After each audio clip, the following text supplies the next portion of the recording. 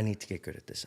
If I want to work with these fighters, I got to learn how to fight. It's an eye-opener. Yeah, and then, I kept going, and that's when talks of, all right, we're going to send you to New Mexico, and you're going to work with Holly Holm, and, you're going to be training. And after that first trip to New Mexico, well, during that first trip, I had already met Cub Swanson before in Chicago. But during that trip, I was about to go home, and Cub was just getting to New Mexico, and he asked me to stick around for another month. And I was like, okay. But when I got home from that trip, because Cub said he was going to help me, get a fight and train. And how long ago was that? Almost 9 years, about 9 years. That's crazy. And that's when my parents were like, really? This is what you want to do? And I was like, please, I think I can get signed to a big promotion when I'm 28 years old. Give me 5 years of, or at this point it was 6 years. 6 years of, full focus on this. I think I can get into a promotion. My parents were like, yeah, whatever, go for it. That's awesome. They gave me their support. They were like, go for it. So it was a year of, learning how to fight. And then I took my first amateur fight. And then from my first amateur fight that Cub Swanson got me to my first UFC fight, almost to the day. My first UFC fight was on a Saturday. My first amateur fight was on a Friday. 5 years. That's incredible. 5 years exactly. That's almost nuts. to the day. 5 years to the weekend. Do you text your parents, I told you so? No. No. No, my dad, I was like, man, I'm so happy. Like when I got signed and everything, he was like, for the longest time, it was, man, a lot of guys are trying to do this. And then it got to a point after The Ultimate Fighter where my dad was kind of like, hey, you're right there. You're at the doorstep. You're almost there. And then when I got signed, I told him, he goes, no way.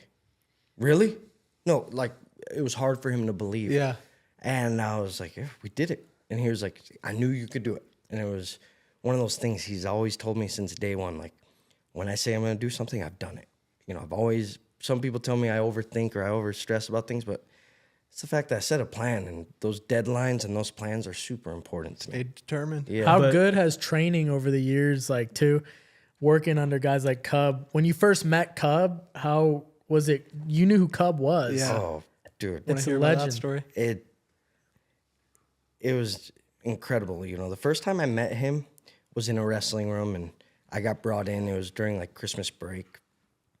And Coach Izzy said, oh, come by to the gym. I got two guys here that I got to train. I'm like, okay. So I go in, and it's Cub Swanson and Juan Archuleta. And they throw a pair of MMA gloves at me, and Cub's like by the wall, like waiting for me. Just hungry. And Coach Izzy goes, yeah, take him down. And I'm like, okay. Getting like a wrestling stance. Yeah. And Cub just two pieces me. Boom, boom. And I'm like, I grabbed him, and he fucked me up, dude. I had two black eyes. I had a job interview. No way. I had a job interview. But the next day? Yeah. At the Microsoft office in Oak Brook, Illinois. So like it's kind of like the Irvine. It's like the Irvine like business district of the southwest suburbs. And man, I went to it, and these two ladies that were interviewing me, we were at this like long executive table, and they're looking at me. Like, who's this savage? And they're just staring at me, and they're like, oh, what happened to your face? You get in a fight? I was like, yeah. Yeah, you just left And and then I started laughing, and they're like, oh no. definitely never got that call back. Oh. Best job interview of my life. The only time I've never received a job. Were you happy though? It crazy. didn't, you know, you didn't Led get to that the best job of Yeah. your life. What does Cub know about this story now? Yeah. He Yeah. laughs about it? Yeah, it was the best thing that ever happened in my life. Best two-piece you ever took? Mm-hmm. Yep. And then, like I said, then a couple months later, he sees me in New Mexico after I get done working with Holly. And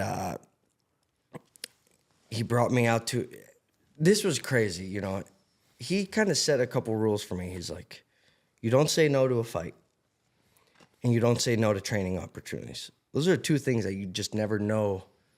You never know if they're going to present themselves again.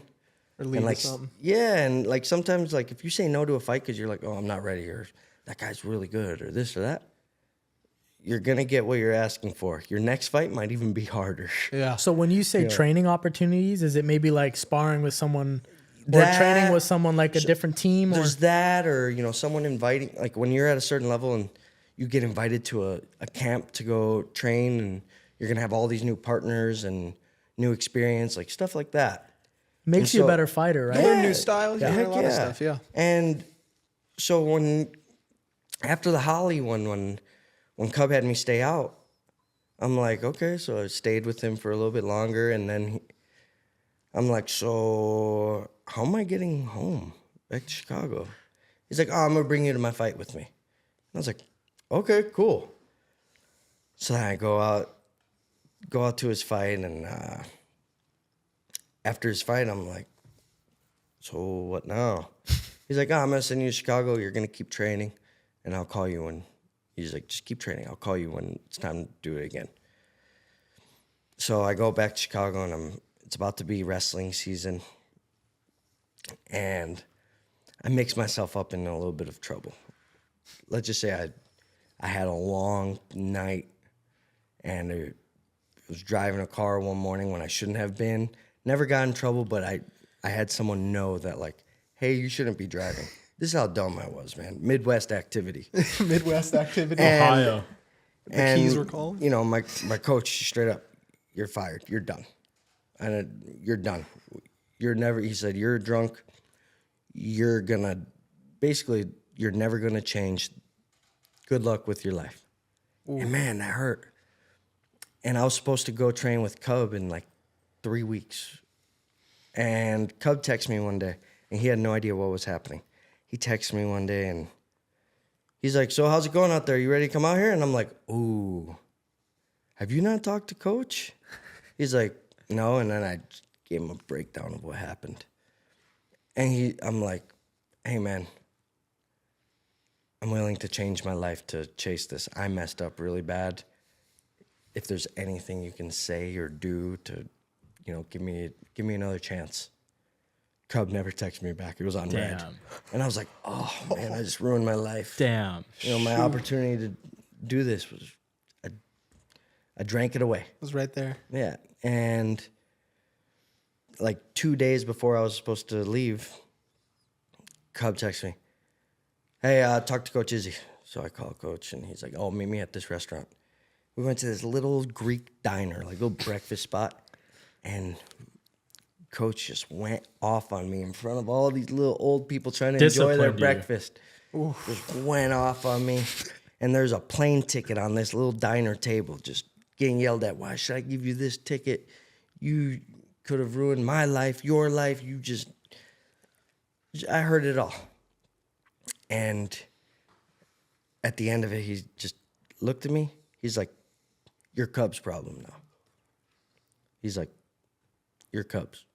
You're never going to train in Chicago again. I was like, damn. In the back of my head, I was like, damn. But then I was like, psh, I'm going out to California. I'm Cubs' problem now. I'm about to be on vacation. Reality check.